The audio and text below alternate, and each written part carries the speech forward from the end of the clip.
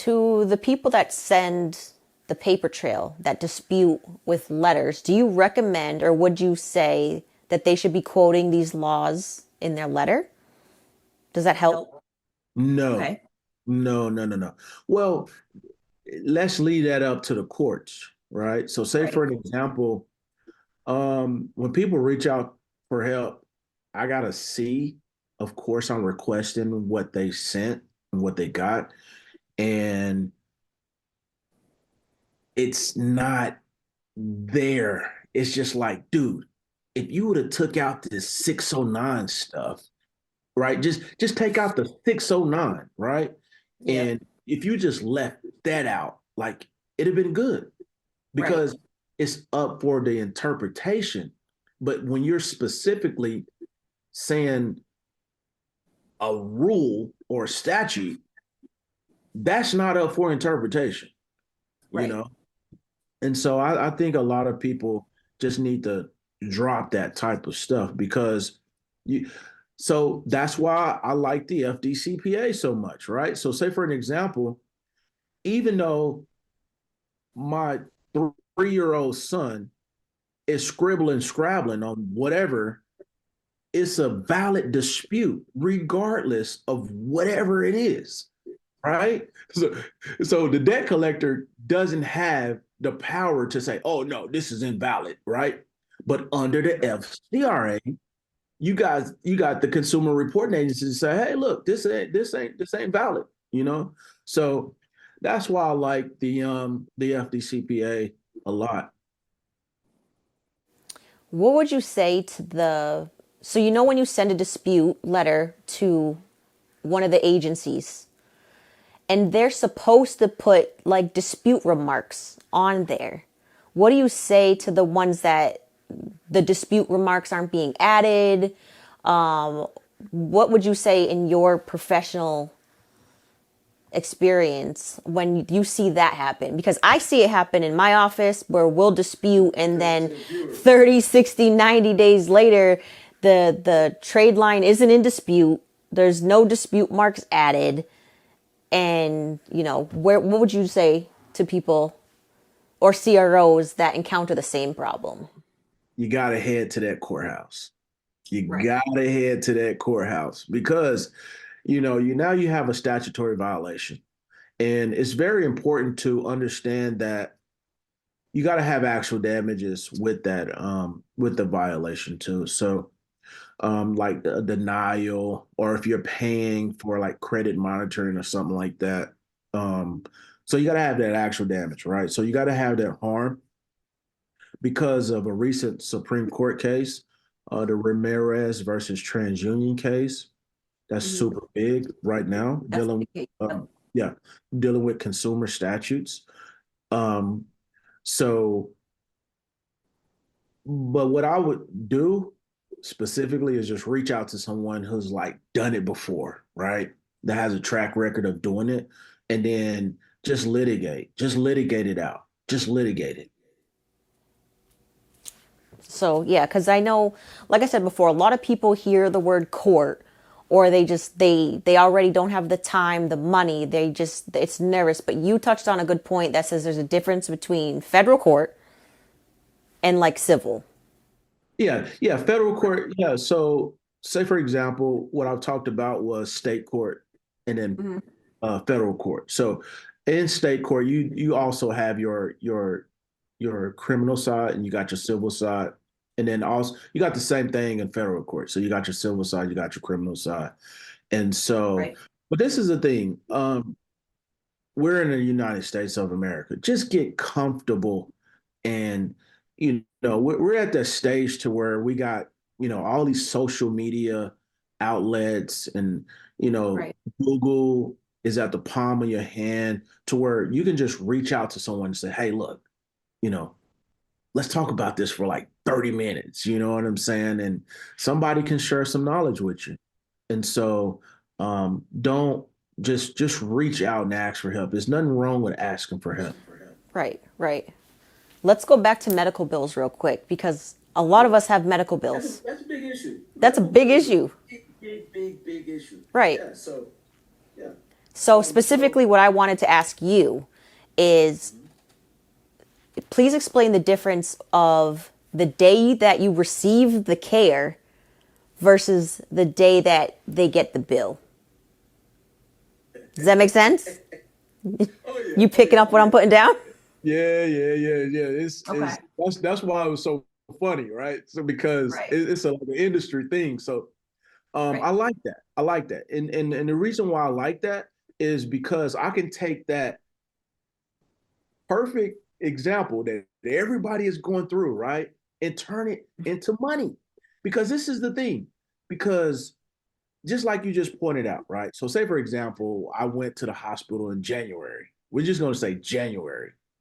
But then when it gets reported onto your credit report, they're going to say November, right? Correct. So you got to understand under the FDCPA is for the least sophisticated consumer, right? So don't try to super complicate Stanford University this thing. Don't do it. Don't do it. Right. So I would literally just call up the debt collector and say, "Hey, I don't recall going to the hospital in November of whatever the year is, right?" So boom, what we have is a dispute. Right. So you know you, you want to keep that you want to keep that call precise and just super sweet, right? Introduce yourself. Hey, my name is Vance Dotson. I have some, concerns about some information on my credit report, right? Oh yeah, what's your social? What's your don't just give it to them, right? They already got it, right? Right. You're on the phone at And this point. yeah, come on, man. We're not gonna Set do them all. up. Yeah, so and you give them the information and you just tell them, hey, I just don't recall, right? If you don't recall it, it's not lying. I just don't recall, right? And is which is the truth. And you just okay, well, okay.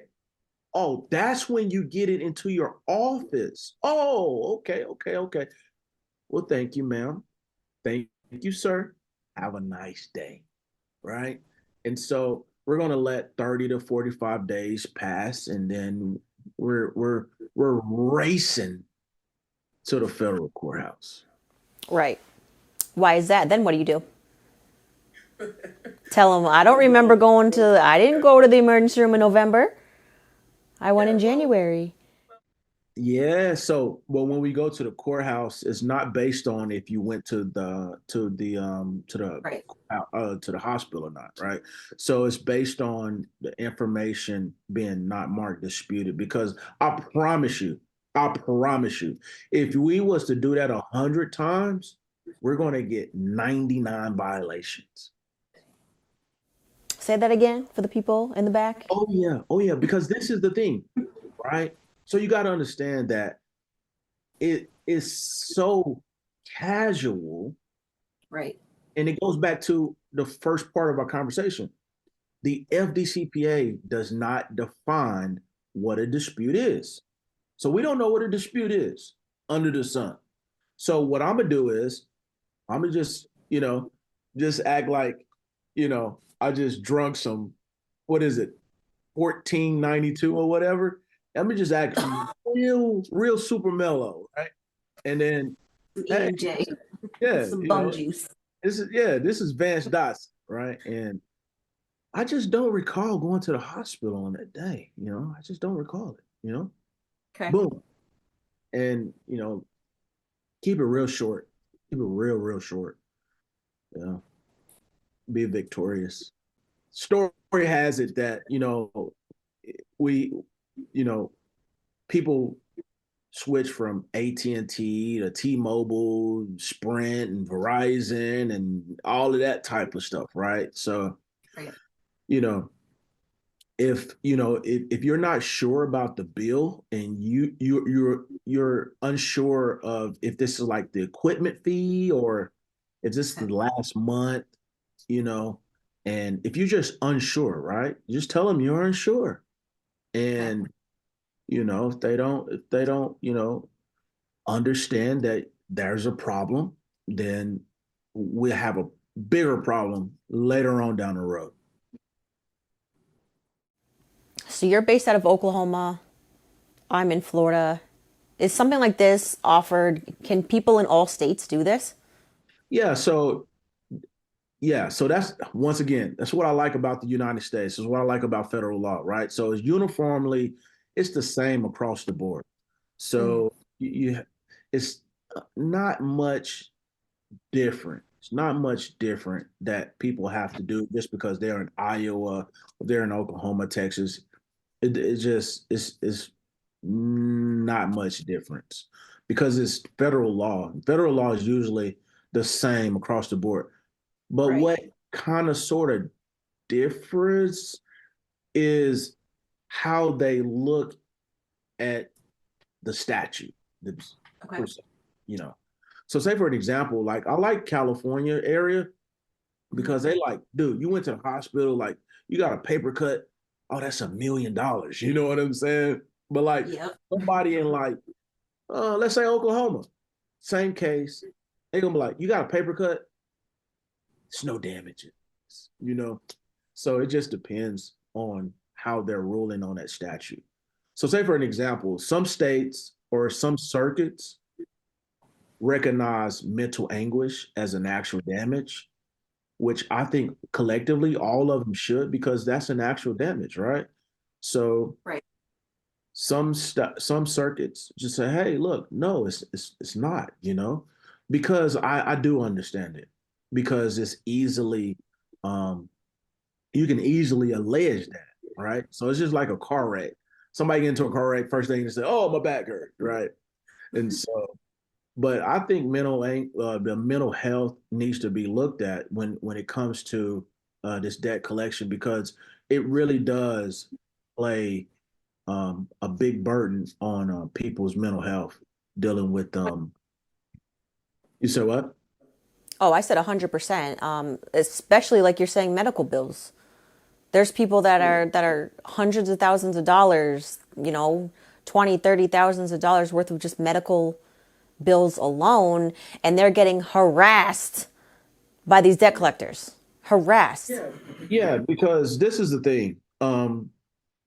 Yeah, it's no joking matter. So, say for example, when I'm doing research, I seen the CFPB release a um, statistic saying that 58% of Americans has medical bills on their credit report. So the number one and number two reason that people file for bankruptcy, number one is to reduce the interest on student loans, right?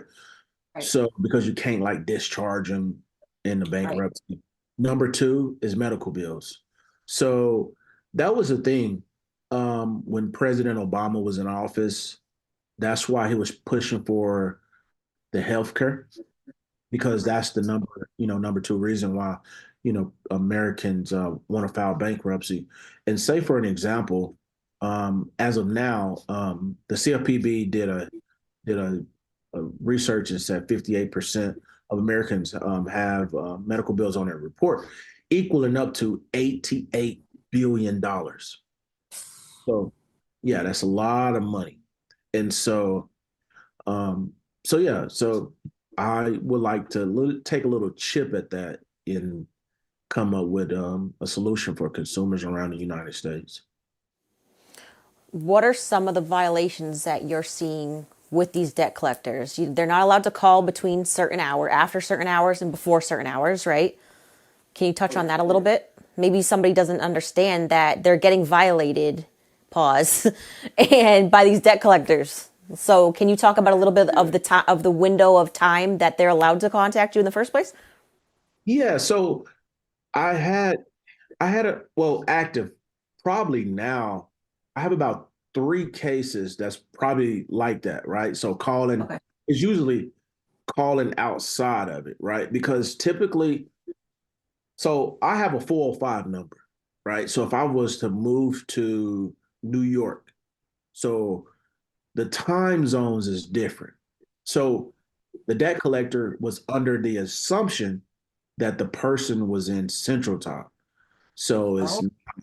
yeah, so it's rather California. So I think it's like if it's 9 o'clock here in Oklahoma Central Standard Time, it's like specific time is like 6 o'clock in the morning, Right. and yeah, so hey, they're supposed to know, and so we have that. Yeah, like I said, I have about 3 active cases like that that's dealing with that scenario. Because I mean, I understand it, right? The phone number when you're doing this skip tracing is like, oh, this person is in Oklahoma, but hey, they moved to California, So Right. hey, I'm sorry. The FDCPA is a strict liability law, and once once that violation occurs, you have to be. We're going to hold you accountable. Right. Like they're not allowed to call you before 8 a.m., correct? Yeah, yeah. So yeah. So well, and then you have some states have stricter laws on that. So Okay. gotta look at your state laws. Specific to the state that you're in. Okay.